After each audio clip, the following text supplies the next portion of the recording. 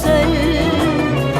Kalem kaşlarını, kara gözünü, seni uzaklardan sevmek de güzel. Bir başıma hayal edip yüzünü, öyle dalıp dalıp gitmek de güzel. Keman kaşlarını, kara gözünü, seni uzaklardan sevmek de güzel.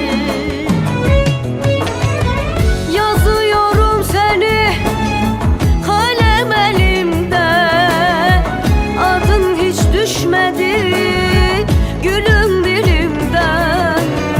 Azrail gelse de benim gözümde, aklımda sen varken ölüm de güzel. Yazıyorum seni kalem elimde, adın düşürmedim gülüm dilimden.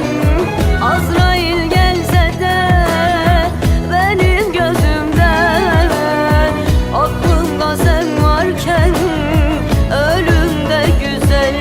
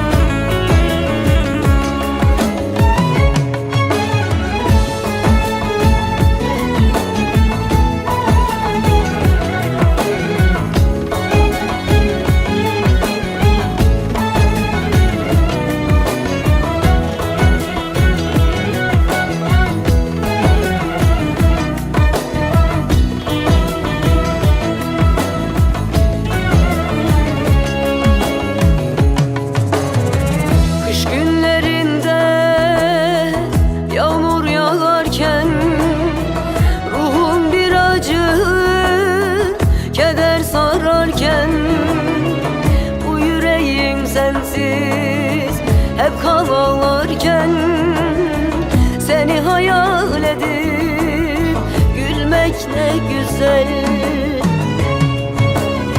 Kış günlerinde yağmur yağarken, ruhum bir acı keder sararken,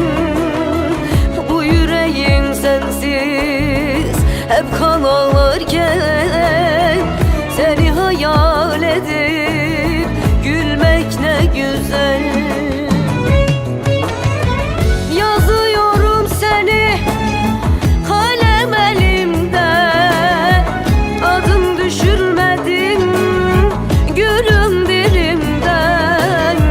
Azrail gelse de benim gözümde, aklımda sen varken ölüm de güzel. Yazıyorum seni kalem elimde, adın hiç düşmedi gülüm dilimden. Azrail gelse de benim gözümde, aklımda sen varken ölüm de güzel. Yazıyorum seni kalem elimde, adın hiç düşmedi gülüm dilimde. Azrail gelse de benim gözümde, aklımda sen varken ölüm ne güzel. Aklımda sen varken ölüm ne güzel, ölüm ne güzel.